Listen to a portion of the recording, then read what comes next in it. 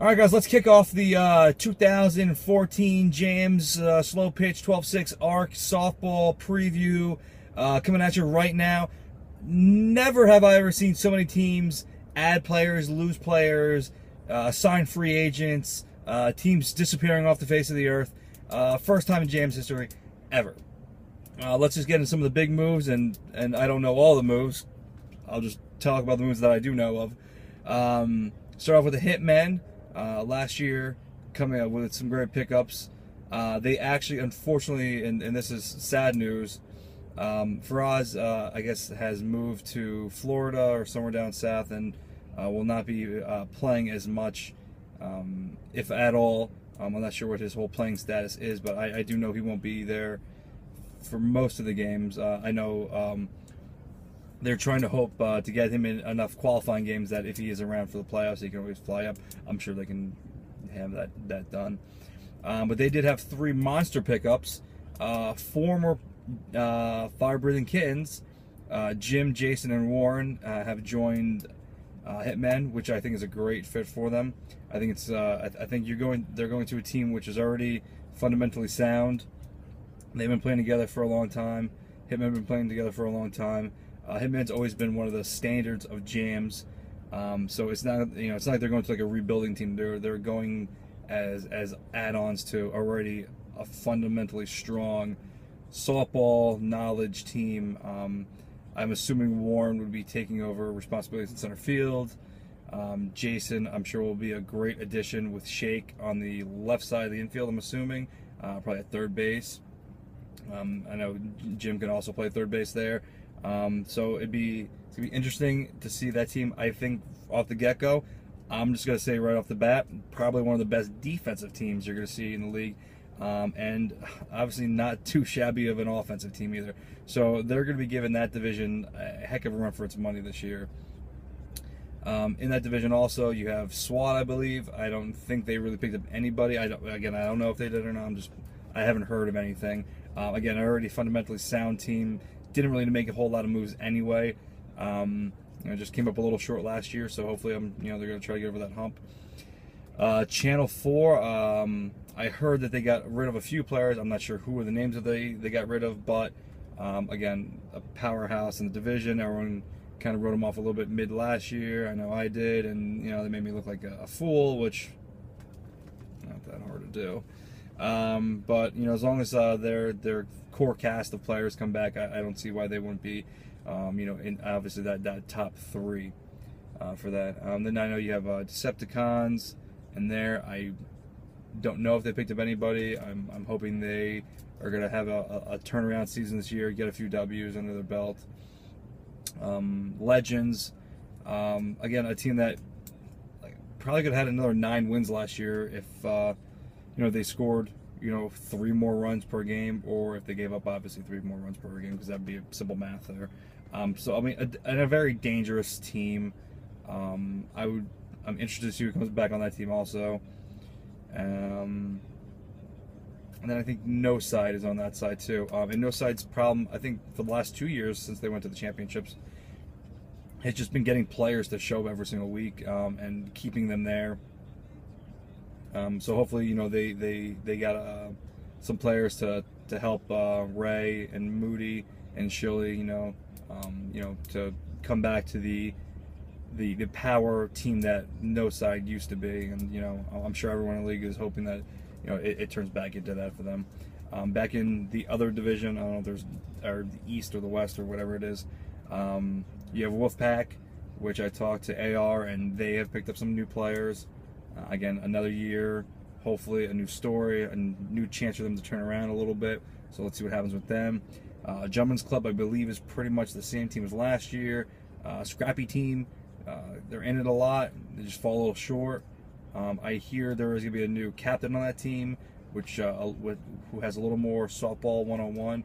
So hopefully he can help, turn a few of those losses into W's and get themselves into the playoffs. The Shaws, I don't know if they're going to have their guys who signed up just in the nick of time at the trading or the late sign-in. Those college ball guys, I don't know if they're going to be there or not.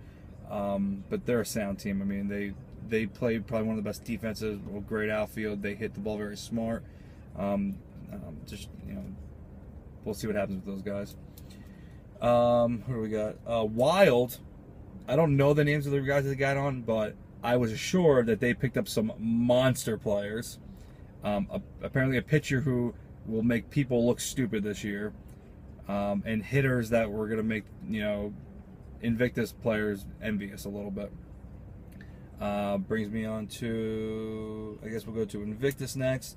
As you know, they lost a handful of players, but did you guys really think Habib was not going to get new players to fill in those guys? Of course he did.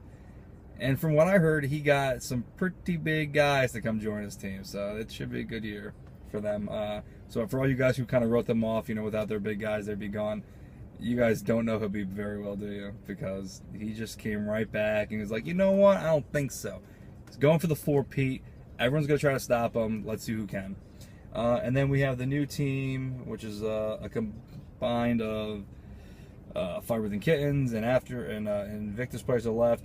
The new Aftermath team, which is consisting of Bobby, Travis, Victor, and Cruz, all from Invictus. Old players from Fire Breathing Kittens. Bassa, Jared Quick, Stats, myself, not too shabby.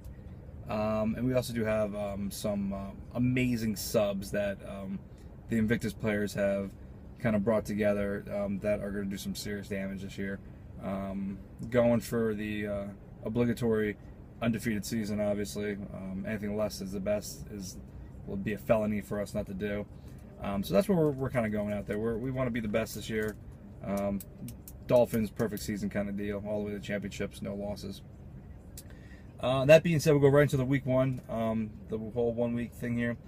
You got Legends versus No Side. I'm going to go with Legends here, playing at the 9 o'clock game at Torpy. More firepower, more hitting, more sound team. I'm going to go Legends, sweeping both games. Gentlemen versus Wild Pitches. Wild Pitches, new team, new attitude. They're going to tear the ball off of the Gentlemen's Club, who I think has not... They're not going to be ready for opening day, I'll tell you that right now. Decepticons versus SWAT. I'm going to take SWAT. 2 games. Nice and easy peasy. At Quailbrook, though, watch the mound. Don't get hurt back there, people. Wolfpack versus Invictus. Rude awakening for Wolfpack. Like I said, Invictus is a baller team. They're going to be out to make a statement.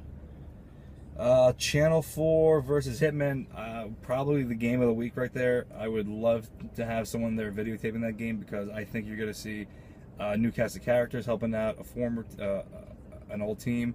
I think you're going to have the 2-time runner-up champions showing that they're still in there to win it. I think they're going to split. I think it's going to be 2 great games. Like I said, I wish I could go watch it. Unfortunately, I'll be playing at the same time against the Shaws. That's Aftermath versus the Shaws, so I'm going to take myself in 2, because I already said I'm going to win every single game this year. So I'm going to go 2 wins, my team. We're going to go out there to prove that we can pretty much beat up any team in the league, and that's what we're going to do this year. There's a head on every single game.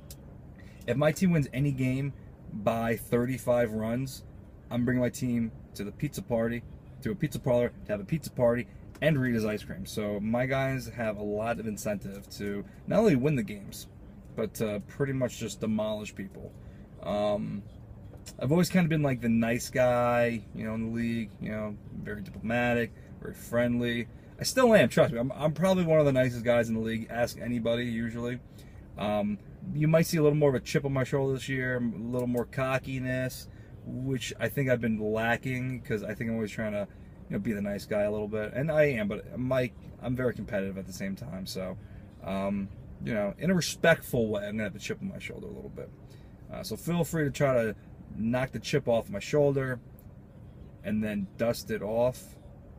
I'm not sure how the Jay-Z song goes, but that's what I'm going with there. Guys, have a great opening week. I hope it doesn't rain. I hope to see everyone out there. I hope people stick around for other people's games. You've got a line Cast the games going up. I think it's going to be a lot of fun. Great season. Everyone be safe, please.